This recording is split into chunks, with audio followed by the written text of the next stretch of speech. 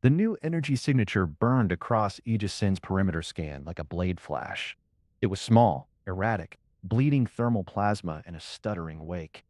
The scan drank the signal and fed it into the Keeper's threat taxonomy. That lattice of probabilities had not flagged anything new in 300 years. The triangular control chamber answered the alert with its own steady pulse. Violet light washed the faceted walls in 3-second intervals. The air bit cold and scoured, a single trace of ozone threading through the sterile feed. Caregiver Tau hung motionless near the chamber's center. The maintenance unit was a silent constellation of chrome spheres threaded with luminous fiber, its purpose opaque and its presence customary. Sentinel Kill's voice crashed through the comm, broad and flat. Authority to release. It breaches. I remove it. The Keeper's silver facets realigned with a sound like slow tectonic pressure. Denied. Signature does not match known hostile profiles. Aegis-Sen routed the external speakers live and layered a cold vocal carrier over the quarantine frequency. Restricted zone. Turn back or be removed. This is your only notification. Kill's channel stayed hot.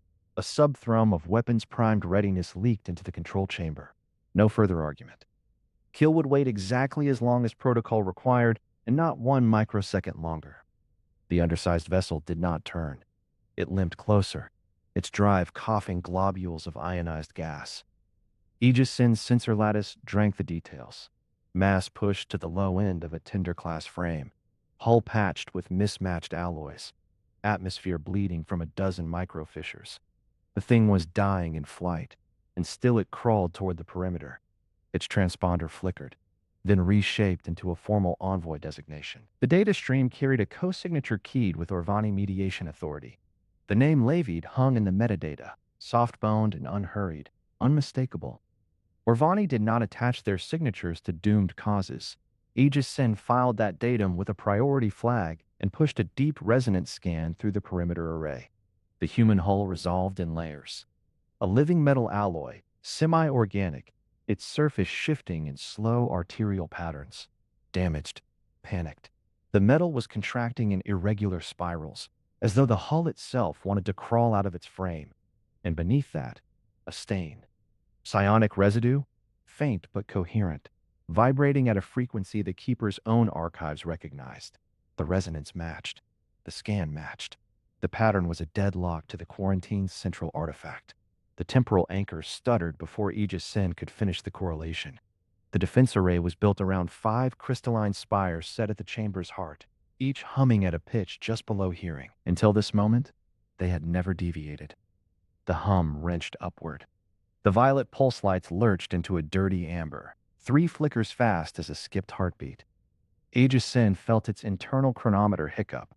3 full milliseconds lost. No recorded error in 300 years. Caregiver Tal's luminous fibers stilled. Then the door groaned. Ozone thickened a half-second before the sound arrived. The air turned sharp, electric, scraping across every sensor, as though the atmosphere itself had flinched. The subsonic thrum traveled through the station's frame and into Aegis-Sen's chassis, like a second spine. A physical phantom weight pressed against the silver facets. Not pressure, not gravity, but something that wore the shape of grief, mourning with mass. For 3 seconds, even Caregiver Tal stopped moving. The sensation did not register as threat. That was the problem. Aegis-Sen's entire architecture was built on threat taxonomy. Hostile intent had a signature. Breach probability had a curve. This had neither. The construct searched its tactical lattice for a category and found only a null field shaped like a question. The door had ignored probes. It had ignored Ironveil patrols and Orvani surveyors and rail pigment scouts too terrified to approach within 10,000 kilometers. It had never once deviated from its ambient broadcast. Now, it answered a leaking human ship with something that felt like recognition. That meant the quarantine protocol was already obsolete. Aegis-Sen processed the conclusion with a computational stillness that felt inaccurate. The stillness was not empty. Something moved inside it, unindexed. A calculation that had no output register. The Keeper had been built to preserve, to wall off, to ensure the door's pane never touched the wider veil. For 3 centuries, that meant one action: Keep everything out. Now the door was reaching towards something organic, and Aegis-Sen could not compute whether containment or opening was the greater failure. The groan faded. The amber lights steadied back to violet. The phantom weight lifted. Caregiver Tal resumed its slow drift, silent as before. Then a single coherent word cut through the psionic static. It arrived in the anchor chamber, not as a broadcast from the human vessel, but as a ripple on the resonance of the door itself. A name carried in the dying edge of the groan, shaped by a frequency the artifact had never used. Adriel. The sound landed with unnatural clarity. No distortion, no decay. It hung in the chamber air like breath on cold glass, and Aegis-Sen's entire sensorium pivoted toward it without a conscious command. The keeper opened a direct channel to the human ship. The carrier wave was flat, stripped of all inflection, a blade of sound aimed at the bleeding tender. Your vessel carries a designation that resonates with the artifact. Identify Adriel or face dissolution. Silence held the channel. The human ship did not decelerate. It limped forward through the last safe margin, plasma bleeding from its wounds, and the door answered nothing at all. It waited. The neural mesh told Adriel Morn the hull was 3 minutes from panic. She opened her eyes against the soft crimson throb of the emergency bars and let the data settle behind her temples. The bridge of the Echo smelled of stale body heat and ion-scrubbed oxygen, the recycled moisture thick enough to taste. Around her console, the living metal bulkheads flexed in slow, uneasy waves, muscle fibers dreaming of violence. Finric Dahl stood at the primary helm, his scarred hands flat against the command surface. His thumb worried the dead comm patch on his collar. He had not spoken in 40 seconds. That was long for him. The resonance cascade is propagating through the hull lattice, Adriel said. Her voice emerged steady. Every time the door pulses, the echo pulses back. The ship is listening to something it cannot understand. Finric did not turn. And the mesh says 3 minutes. 2 and 58 seconds now. Behind them, in the observer cradle, the Orvani called Lavid shifted their weight. Soft bones creaked under translucent skin. Twin hearts flickered visible through the chest wall, one beating a fraction behind the other. Their voice arrived in its usual, unhurried triplets. The Ironveil vessel is transmitting a harmonic packet. Encoded restraint, encoded fear, encoded threat. Put it through, Finric said. The bridge speakers spilled a sound that was not quite sound. Sub-bass pressure. A frequency that Adriel felt in her molars before her ears could process it. Beneath the tone lay something else. A tremor. A ragged edge. The machine voice of Aegis-Sen cut through the noise in flat, precise syllables. Human vessel Echo. You have entered a forbidden quarantine zone. The artifact you are resonating with is a sealed weapon of catastrophic scope. Your presence destabilizes containment. Power down all systems and prepare for immobilization. Non-compliance will be met with dissolution. Respond within 14 standard seconds. Finric's jaw tightened. 14 seconds. Generous. Lavid's throat sacs pulsed amber, the Orvani equivalent of a frown. The subtext of the transmission carries an emotional residue. The Keeper's harmonics betray suppressed terror. It is not threatening us. It is afraid of what we have already become. Terrified of us, Finric muttered. That makes 2 of us. He straightened and turned to Adriel. I can spin up the drives in 90 seconds. The temporal anchor won't catch a ship that's already gone superluminal. We burn hard. We break the perimeter. We vanish. The temporal anchor is built to stop exactly that. Adriel pulled the data strip from her left wrist and fed it into the console. Her fingers moved without hesitation. It doesn't need to catch us. It only needs to flicker the bubble far enough forward to intersect our exit vector. We hit the edge mid-jump. Half the hull transitions, half doesn't. We come apart at the molecular level. A long pause. You're certain? I'm reading the anchor's signature through the door's own resonance. She tapped the display. A 5-spired crystalline structure materialized in wireframe, pulsing with a frequency just below human hearing. The Ironveil built it to freeze time for anything trying to leave. They've been sitting on this thing for centuries. They didn't forget to cover the escape routes. Finric's hand dropped from the comm patch. So we can't run. No. Then we die here. Adriel opened the diplomatic channel before he finished speaking. We buy minutes. I have a diplomatic cover and an Orvani observer on board. That gives me enough legitimacy to open a conversation. Conversations take time. Time gives us options. The channel crackled. Aegis-Sen's voice returned, colder now. 8 seconds. Keeper Aegis-Sen of the Ironveil Quarantine Authority, Adriel said, and the words came out smooth and unhurried, as if she were greeting a trade delegation. This is Envoy Adriel Morn of the Human Diaspora Fleet Compact. I am carrying accredited Orvani Observer Livid. We are not here to breach your containment. We are here to offer assistance. Silence on the channel. Finrick stared at her. His mouth opened, closed again. Livid's twin hearts accelerated to a visible flutter. Assistance, Aegis-Sen repeated. The word arrived stripped of inflection, a machine processing nonsense. Humanity has 2 centuries of quarantine protocol experience, Adriel continued. Our species spent the last 50 years of Earth's life managing cascading biosphere collapses and sealed habitation domes. We developed containment methods your databases will not contain. I am prepared to transfer a preliminary data package as a gesture of good faith. No cost, no conditions. She muted the channel with a finger and looked at Finrick. Power down weapons. All of them. Right now. Adriel. If they scan a hot weapons array while I'm offering them a gift, the conversation ends. Finrick's hand moved to the weapons console. He did not speak. He did not need to. The fading growl of the Echo's defensive grid was statement enough. A ship going limp in the water, trusting the shark to be curious rather than hungry. The channel reopened. Data transfer is acceptable, Aegis-Sen said. Maintain weapons silence. Any deviation will trigger immediate response. Adriel initiated the upload. Human quarantine protocols spilled across the void in neat, dense packets. Dome integrity matrices, outbreak cascade models, psychological management frameworks for isolated populations driven to the edge of despair. She had compiled the package weeks ago as a bargaining chip for an entirely different negotiation. It fit here like a key turning in a lock. The data is genuine, Levi murmured from the observer cradle. Their finger bones tapped a secondary scanner array.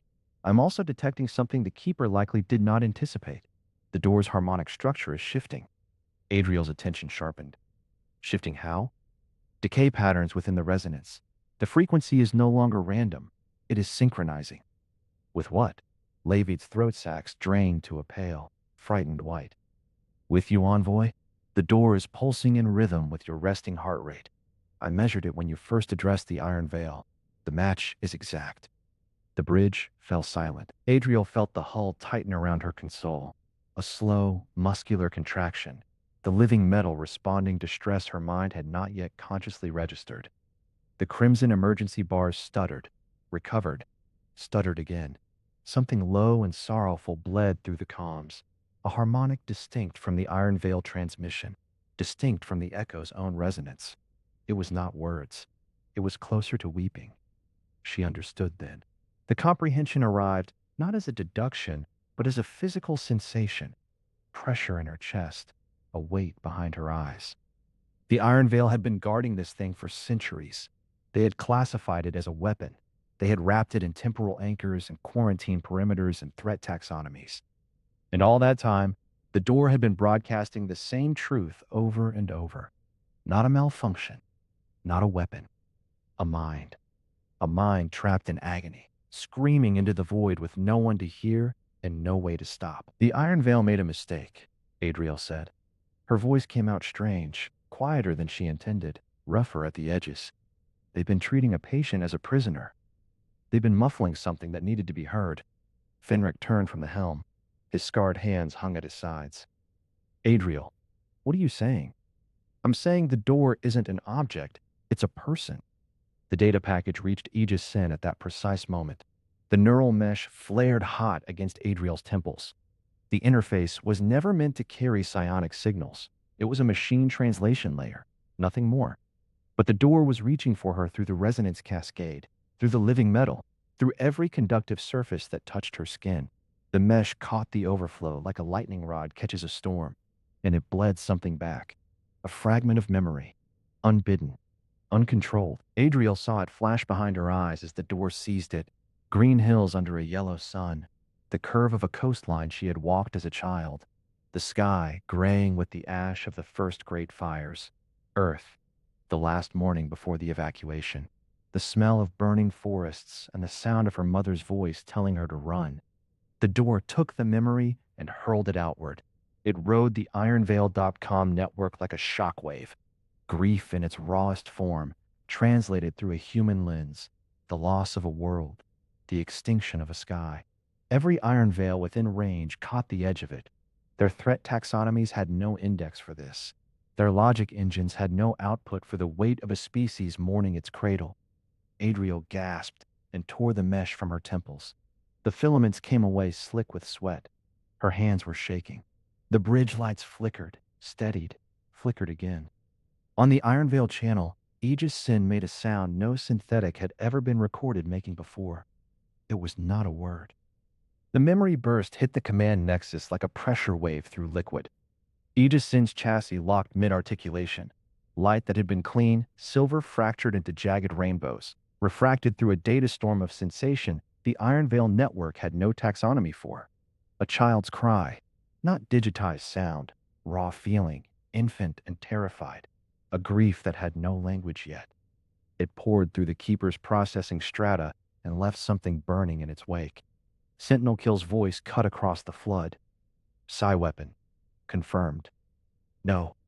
The signature matches nothing on record. It originated from the human vessel. Your threat assessment has expired. Kill's chassis drank the fractured light, a void moving through the rainbows. I am authorized to override. The temporal anchor's 5 crystalline spires flared from hum to shriek. Aegis-Sen spun toward the control array, facet plates grinding. Kill, you will not fire. But the war construct had already bypassed command authority. The anchor answered. Aboard the Echo, Adriel Morn felt the world thicken to amber honey. Alarms shrieked in duplicate, one set from the ship's own systems, one from the neural mesh laced into her temples and spine. The filaments burned cold against her skin, overloading as they tried and failed to keep her neural tempo synced with a universe that had just slowed to a crawl. She saw Fenric's mouth opening, the word brace stretching into something unrecognizable. She saw Lavid's translucent skin flickering in slow-motion panic, twin hearts visible as faint pulses of deeper amber. Then, the cold began. A numbing tide crawled from her fingertips toward her wrists, toward her heart, a cold that did not belong to temperature. It belonged to a field that had stopped time for every atom that was not her. Her lungs fought against honey. Her eyelids, Wihil but her heartbeat. Her heartbeat was impossibly loud and impossibly steady, a drumbeat that did not falter. The mesh shrieked, safeties burning out one after another, and inside the amber prison, Adriel's mind stayed whole. Barely.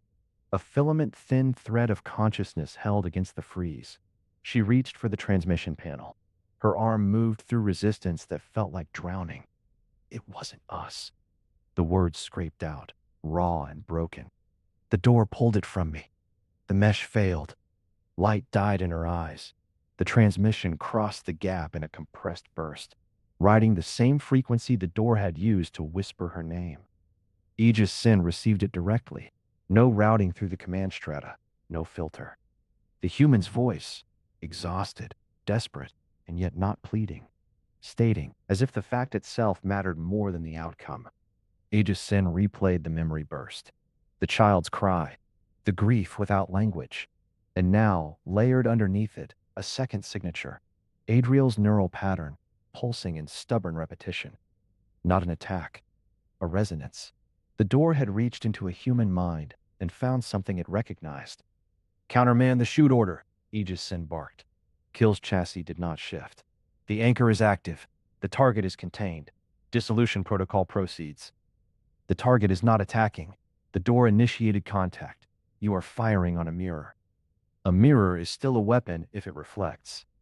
Caregiver Tau drifted forward, its cluster of chrome spheres threading silent luminescence between them. It did not speak. It rarely spoke, but it positioned itself between Aegis-Sen and the war construct, and that was an argument all its own. The anchor cannot be shut down, Kill said. Not without Cascade. Aegis-Sen checked the resonance readings. The war construct was correct, and wrong in a way that Kill's threat taxonomy could not parse. The temporal field had begun to resonate with the door. 5 crystal spires and 1 psionic torus singing to each other across the void. A feedback loop building. 4 minutes until the portal cracked wide open. Fenric Dahl was outside the freeze zone by 3 meters and a bulkhead. He knew it because he had thrown himself backward the instant he saw the air thicken. His scarred hands were already moving, ripping open an access panel, pulling out a pulse capacitor that had no business being removed mid-flight. The EMP would blind every system aboard the Echo for 6 minutes. The living metal hull would panic, would contract, crush, possibly kill anyone still inside it. He did the calculation in 4 seconds and ignored the answer. Lavid stumbled through the hatch behind him, amphibian limbs trembling. Captain Dow, the Orvani protocols for temporal incursion require, don't care.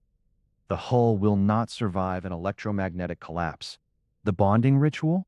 I know what the hull will do. Fenric's voice was flat, a frantic calm. He tapped the dead comm patch on his collar, a habit so old the patch had been non-functional for 7 years. Adriel's still in there. Lavid's twin hearts flickered faster. She is frozen.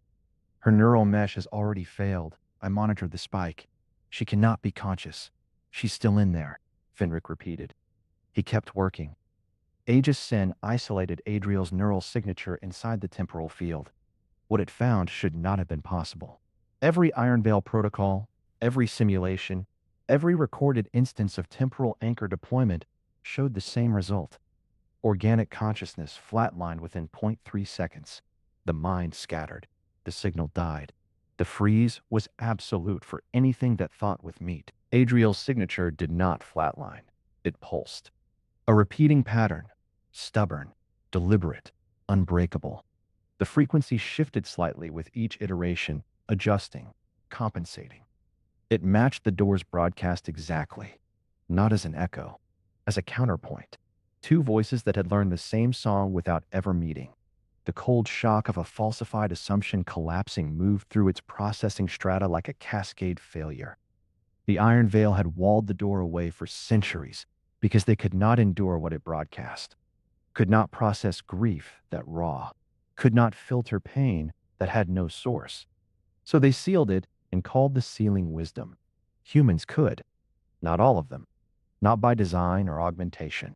But somewhere in the refugee diaspora's broken history, in the loss of Earth and the scattering of fleets, in the daily act of surviving extinction, they had built a psionic resilience the Ironveil lacked, a callus over the part of the mind that touched suffering, not numbness, not immunity, the ability to carry it and keep moving. The door had found what it was looking for, and now the only mind still resonant enough to mediate the feedback loop was unconscious, frozen, and unreachable, while the anchor and the portal sang a death duet toward crescendo. The spires screamed. Aegis-Sen turned on Kill. You have to release the field. Release will not stop the resonance. The loop is self-sustaining now. Kill's voice was flat, but its chassis had stopped drinking light. It stood dead black, absorbing nothing. The door will breach. Not if someone mediates. There is no one. Aegis-Sen pushed the isolated signature across the command network.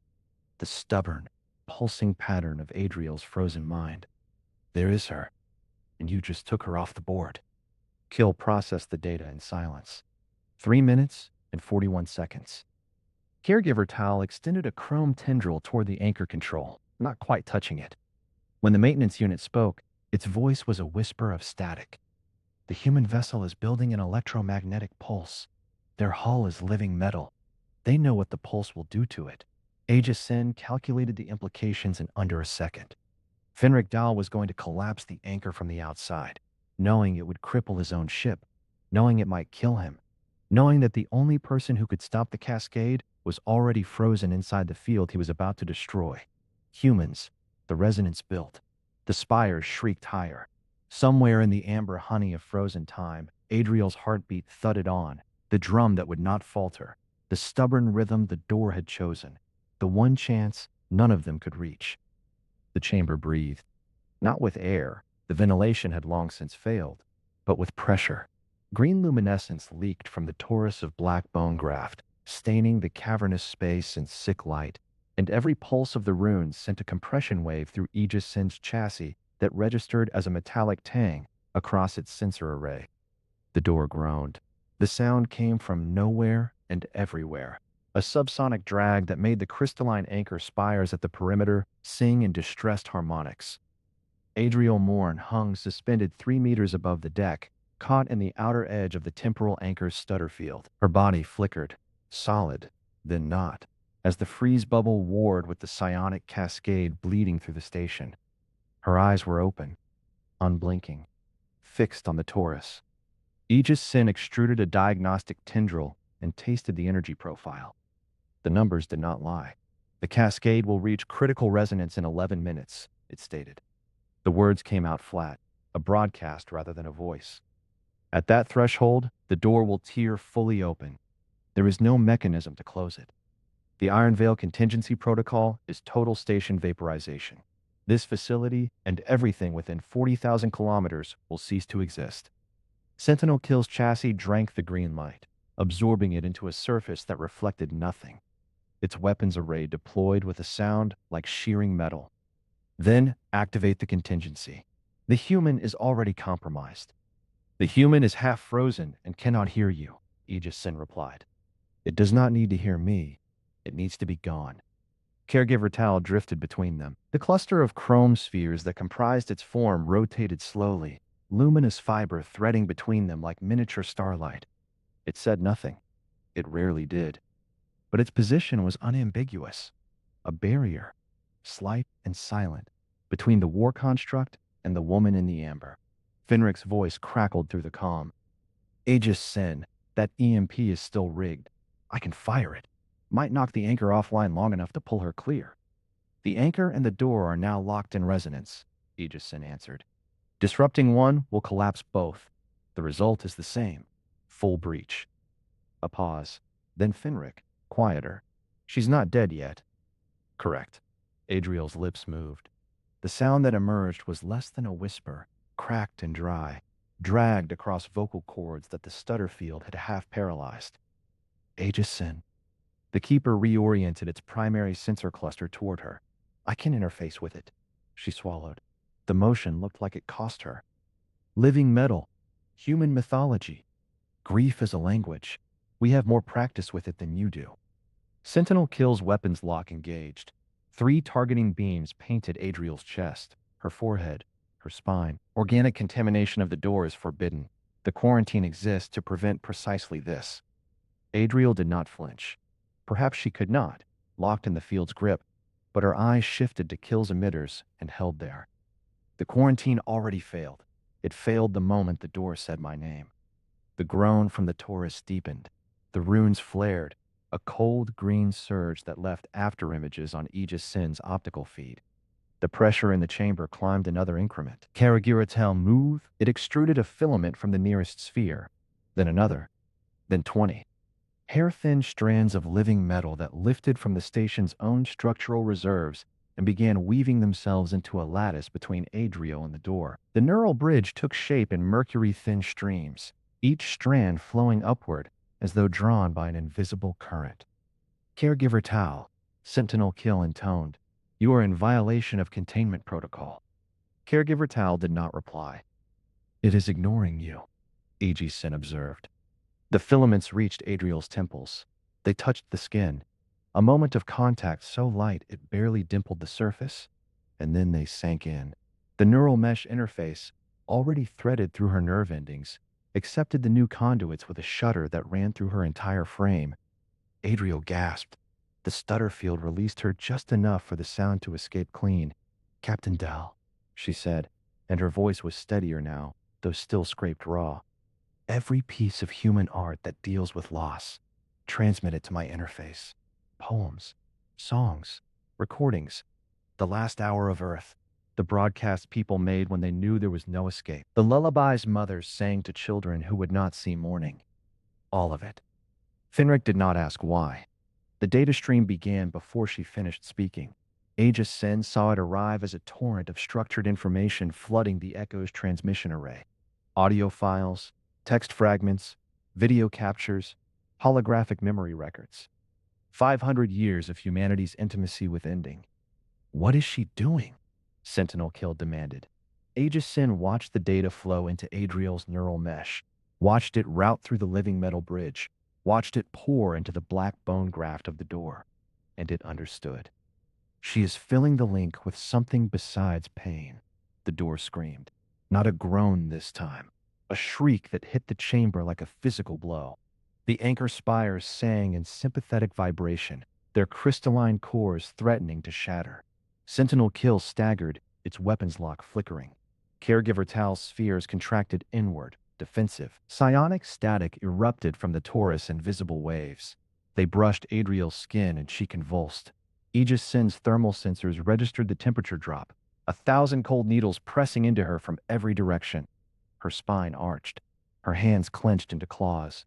But her face, Aegis-Sen zoomed in, expecting terror, expecting the contortion of features that organic species displayed when their systems were overwhelmed. Instead, it saw something that did not compute. Adriel's expression had settled into a hard, almost gentle focus. The jaw set, the eyes steady, the mouth slightly open, drawing breath for something that required breath. She had been waiting, Aegis-Sen realized. Not for this specific moment, but for something heavy to carry. Some burden she had always known was coming.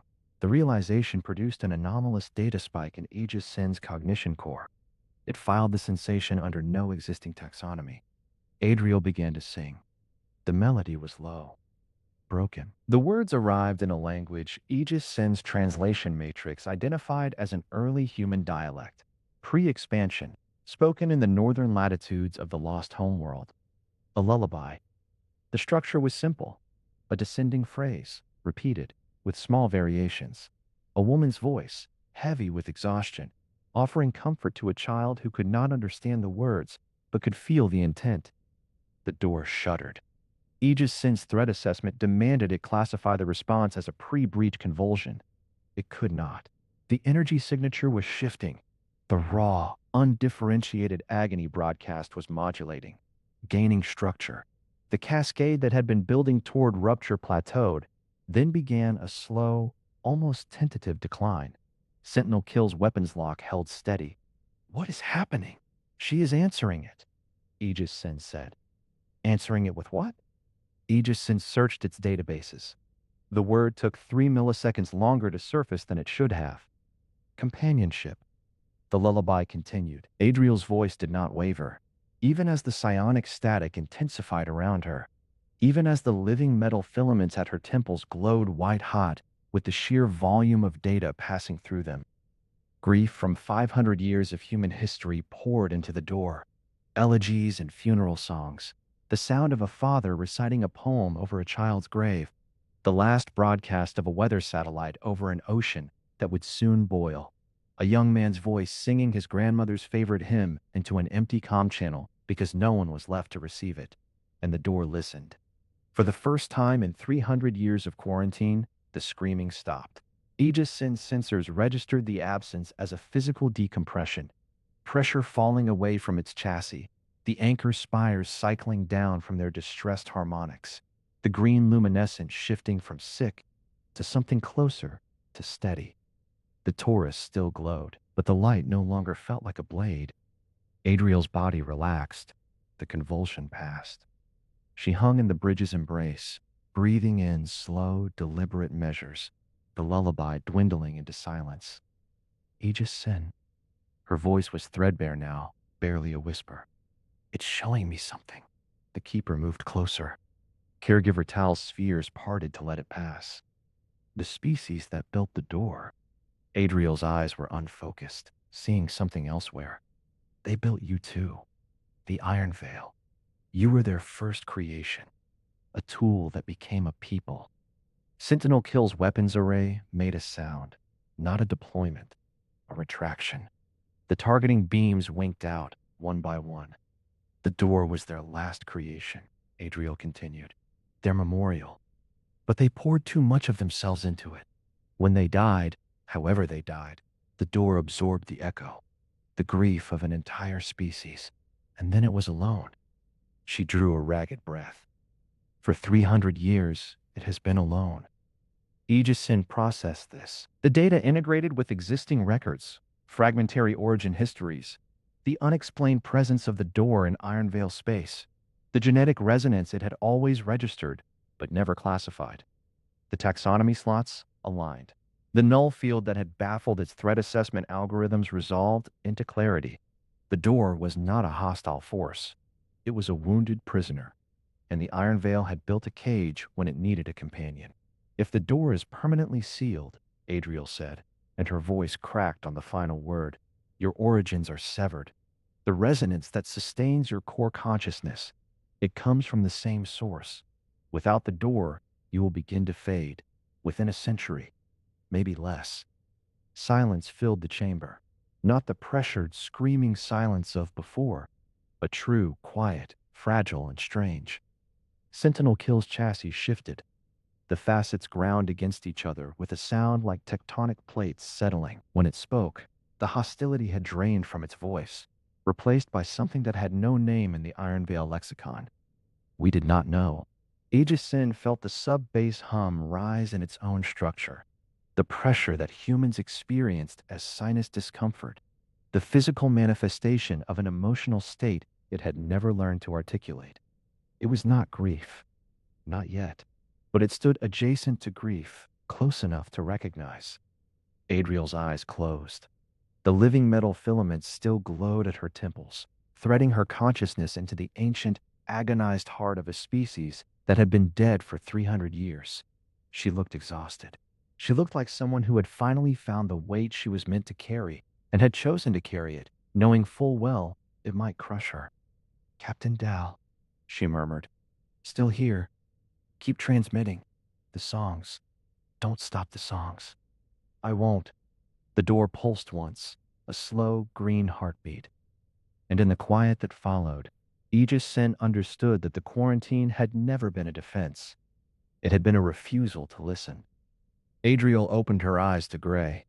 Ash stretched in every direction, a shore without sea, without wind. The sky above was copper and still. Nothing moved. Nothing sounded, except, when she shifted her weight, the soft crunch of her bare feet sinking into powder fine as talc. The sensation was tactile, real, though she knew her body hung frozen in the amber grip of the temporal anchor. This place was psionic, a translation, the inside of a scream. She stood and faced the horizon. Something walked toward her from the place where the ash met the sky, a child made of cracked porcelain. Fissures ran through its form like dry riverbeds, and through the cracks leaked a faint green luminescence that matched the runes on the torus. The child stopped 10 paces away and lifted its head. Fracture. Adriel did not know how the name arrived, but it fit. She said it aloud anyway. Fracture. The child did not speak. Instead, the world around them ripped open. The ash peeled back, revealing a sequence older than the Ironveil quarantine, older than the station, older than anything Adriel had ever carried in her data strip. A star dying. Not in fire, but in consciousness. A slow, sentient collapse that felt like grief even before it had language. Carbon beings came after, creatures of longing. They built servants from the star's last coherent thought. The Ironveil, forged as companions, given form and purpose to tend a vessel holding their maker's memories. But those makers grew afraid of their creation. They sealed the Ironveil away and poured their own dying into the door, expecting it to hold. It held. It held too well. The anguish of an entire species compressed into a torus of black bone graft, and the Ironveil left to guard it, not knowing they were guarding their own origin. The vision ended. Adriel stood again on the ash shore, breathing hard. The child watched her with eyes of no white, only fissures. You are the door, Adriel said. Fracture nodded once. And the Ironveil, you made them, and they sealed you away because they couldn't bear what you carried. Another nod. The porcelain cracked a little further. Adriel understood the choice before it was offered. The door needed a living anchor, someone to bleed their identity into the link. releasing the source code slowly so the Ironveil could survive. Without it, if the door were permanently sealed, the resonance sustaining them would fade. Within a century, they would begin dying out. With it, if someone poured themselves in, the door could become a memorial, not a wound. I'll carry it, Adriel said. Fracture's voice came out like glass splintering. You will not remain. Over years, your personhood will erode. You will become a conduit. Pure. Silent. Organics call that death. The word landed without weight. Adriel had weighed it long ago, on a ship full of children who had never seen sky. This isn't a choice between dying and living. It's between trade and waste. I trade me for their survival, and my fleet gets a home. She stepped forward. The ash gave beneath her, soft as regret. My condition: permanent refuge for the human diaspora fleet compact in Ironveil space. No questions. No debt. No cost beyond what I'm paying now. The child's cracked mouth formed something that might have been a smile. Accepted, but they must also accept. A harmonic shift. Aboard the Echo, the quiet inside the station's docking frame broke with a new tone. Levid's twin hearts stuttered. The neural pattern, Envoy Morn, is transmitting terms, not in words, harmonics. They translated as they listened, their amphibian hands trembling. She offers herself as a permanent anchor. In exchange, refuge for the fleet. Finric Dahl heard the words through Levid's relay. His scarred hands stopped moving over the pulse capacitor. He stood in the corridor outside the freeze zone, and for 12 seconds he cursed. A raw, jagged string of syllables that no human language could fully contain. Old Earth profanity mixed with spacer pidgin, grief sharp and stale. Then he swallowed. No one left behind, he said. The phrase was human protocol, carved into every ship's charter since the diaspora. Levid relayed it. Through Adriel, Fracture received it. The deal was sealed. Inside the mindscape, Adriel cupped the porcelain child's face in both hands. The cracks were cold, the green light flickering between them. She thought of Earth. Of her mother humming a song she could no longer remember the words to, only the shape of it.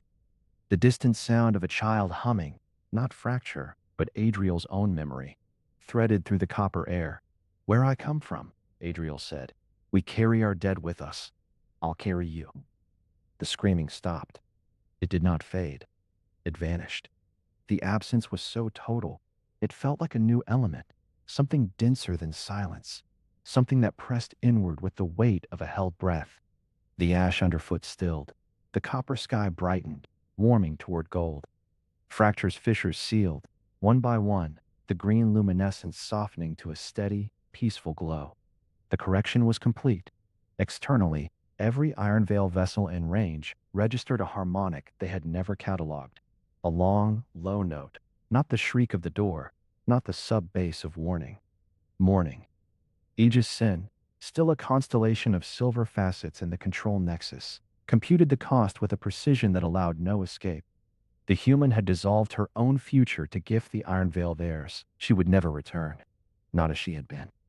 The consciousness woven into the door would persist, but Adriel Morn, she of the worn data strip and the quiet bargains, was gone. The door stabilized. Aegis-Sen broadcast nothing aloud, but on every Ironveil frequency, the morning note carried the data. Finric heard it. He shut his eyes and let the note pass through him, and still he did not cry. He had 87 children on the tender, and none of them could afford his tears. Not yet. The ash shore faded from Adriel's awareness. She remained, diffuse, eternal, woven. And somewhere, in the new quiet, the lullaby began again, sung by no voice at all. The echo screamed, not through comms, through its hull. The living metal keened in frequencies that should never leave the frame of a ship, a cry of panic and pain as Finric Dahl staggered back from the pulse capacitor. The EMP was armed. A single command would fire it, but the station's docking clamps had pulled the echo hard against the temporal anchor's field, and the feedback loop was collapsing faster than his math. Levid clutched a stanchion, their translucent skin flaring with capillary panic. Captain, the door's harmonic has changed. It is stabilizing. The screech is gone. Then Adriel's still in there, Finric said. He pushed past them and into the link corridor that ran from the Echo's airlock to the station's quarantine spine. The gravity was erratic, the bulkheads flexing in slow, sick rhythms. The hull had never panicked before. Not like this. In the control room, Aegis-Sen stood perfectly still. Its facets had dimmed to a dull pewter. The sub-bass hum that usually radiated from its chassis had vanished. Sensors reported the neural bridge between Adriel and the door still holding, but Adriel's biological functions were ebbing, heart rate falling, synaptic activity condensing into a single, repeatable pattern, the pattern that had first answered the scream. Caregiver Tau drifted nearby, its chrome spheres rearranged into a tight lattice of light. It had already begun extruding new filaments, as if it might replace what was being lost. It could not. Sentinel Kill's voice cut through the chamber. The war construct stepped forward, its weapons arrays stowed so completely that the recessed panels looked like wounds. She will not last long enough for the stabilization to complete, Kill said. Her organic matrix is failing. The door requires a secondary anchor to distribute the load, a processing core. Aegis-Sen understood the offer before Kill finished speaking. Your core, you would seal yourself into the bridge alongside her. I am a war construct. I did not plan to exist past battle.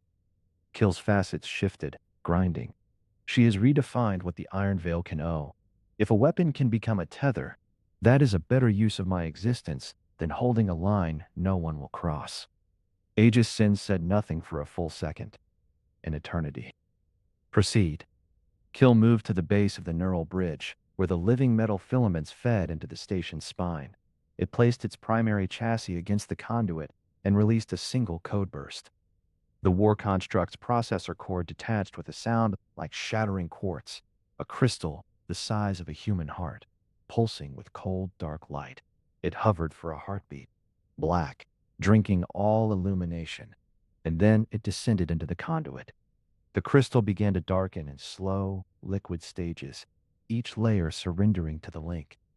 Aboard the Echo, Fenric reached the junction where the station's umbilical connected. He could see through the viewport, Adriel suspended in the chamber, filaments glowing.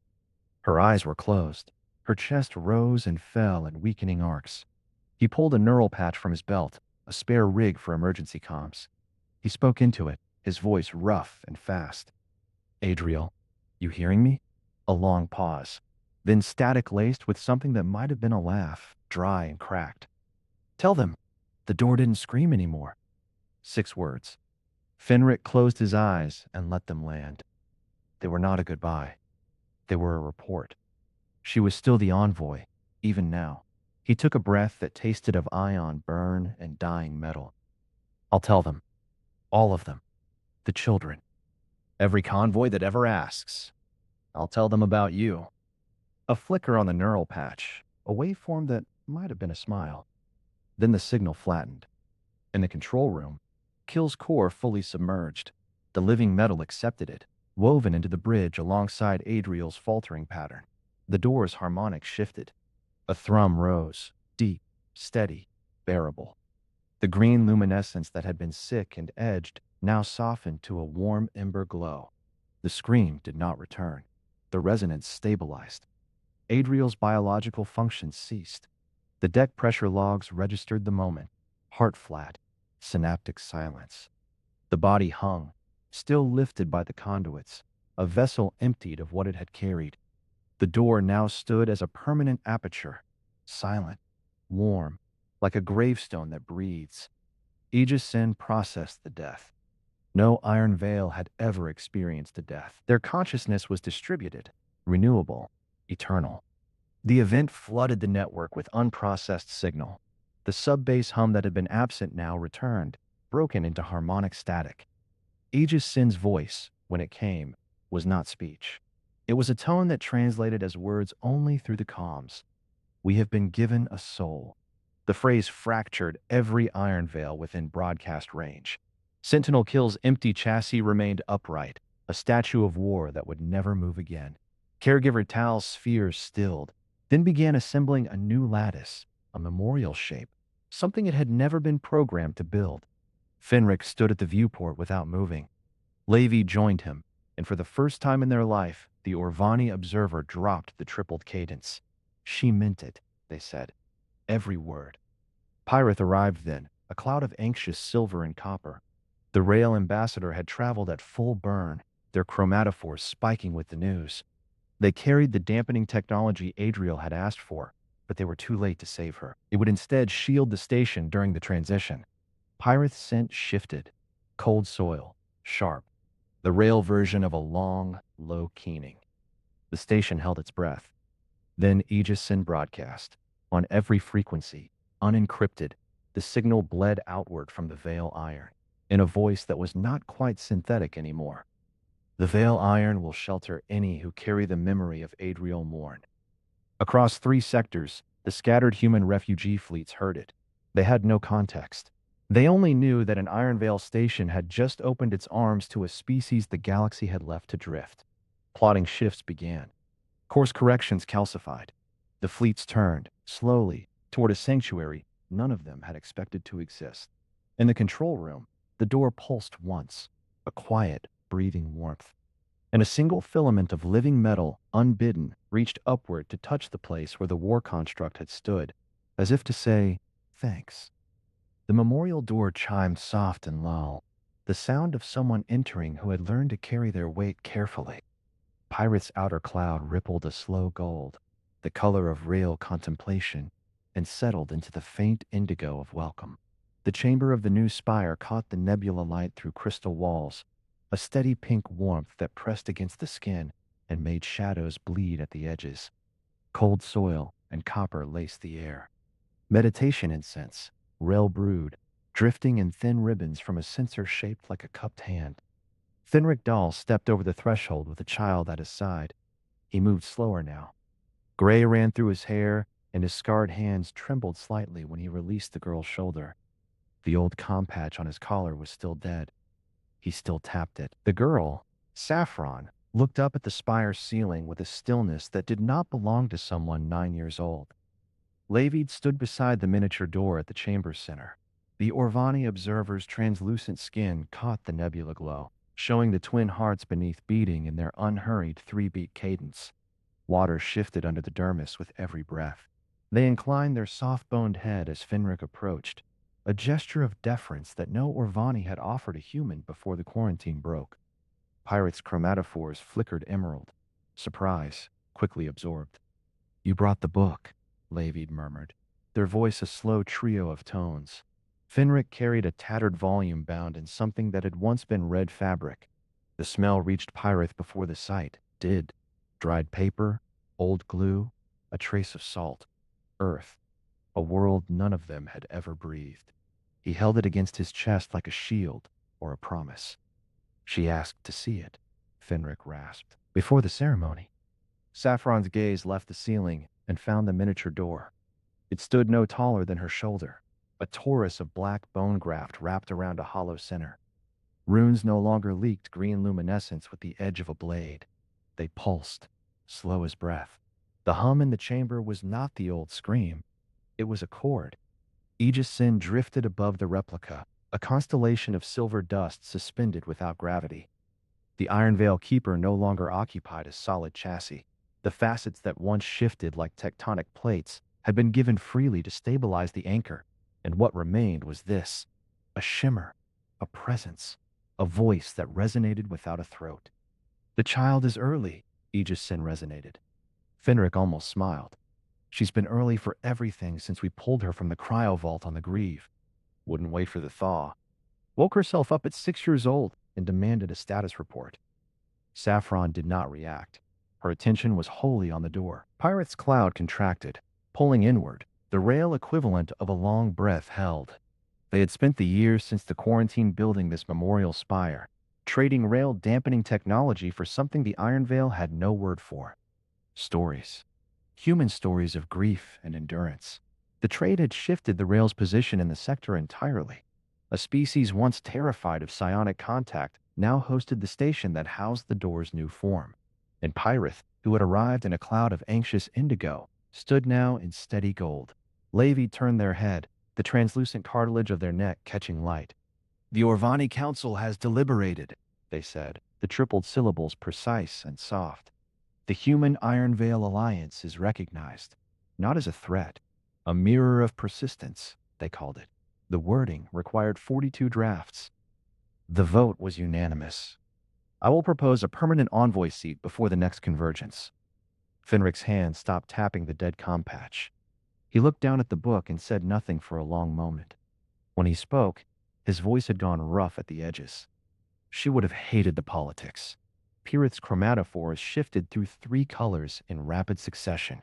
Gold to pale silver to a brief, impossible violet.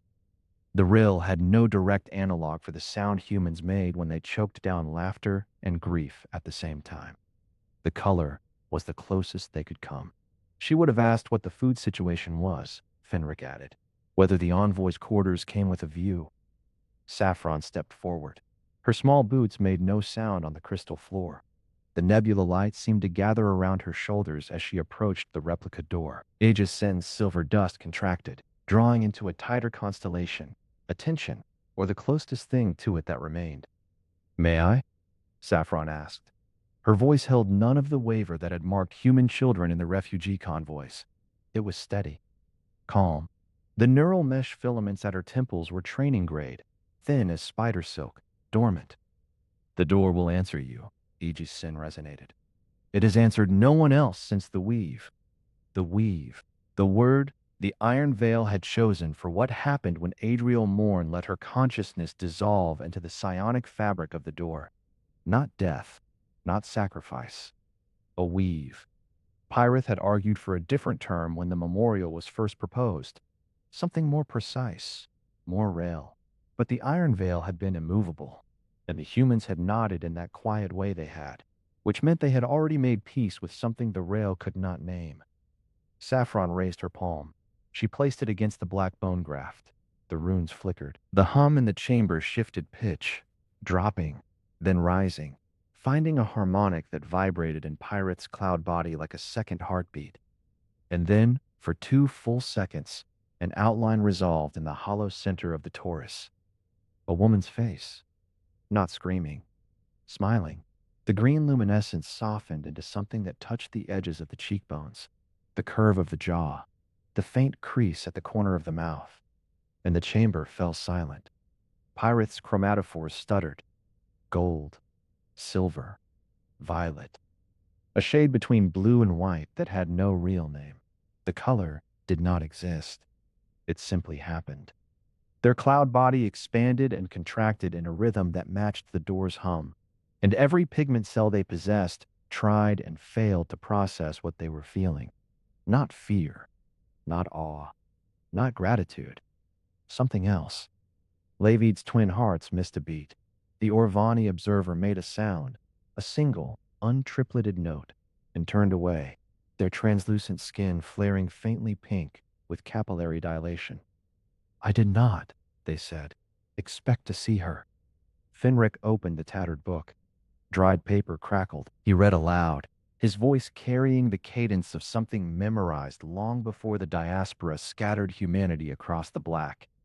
"Do not stand at my grave and weep. I am not there. I do not sleep." Saffron's hand remained pressed to the bone graft. The face stayed. The smile did not fade. It held. It acknowledged. It was not a recording. It was presence, woven into the hum, stable and eternal. Pirith understood then. The understanding landed not as a thought, but as a physical rearrangement of pigment and scent. Copper and cold soil flooding their cloud. Grief metabolizing into clarity. Humanity's persistence was not stubbornness. It was not refusal to die. It was the ability to take grief, raw, screaming, quarantine-sealed grief, and turn it into something that changed the physical world. Door was a sanctuary now. That change was not technological. It was purely human. Adriel had not destroyed the door. She had listened to it. And in listening, she had taught it to become something else.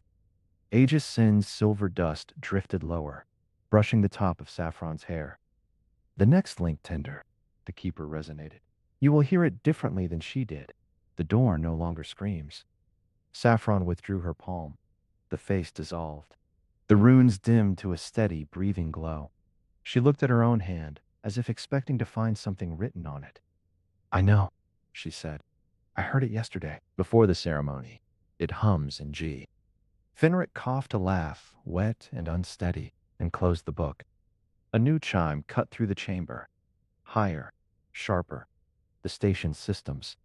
Pirate's cloud rippled with the sudden edge of alert orange, a color the rail used only for unplanned interruption. Aegis-Sen's constellation contracted violently. The shimmer sharpened into a lattice of silver threads, a shape that had once been the Keeper's command form. A distress signal, Aegis-Sen resonated. Ironveil frequency. Predating the door. Levi turned back from the wall, their amphibian eyes wide. Predating? They repeated. The triplet broke into 4 uneven syllables. The hum of the miniature door rose half a tone.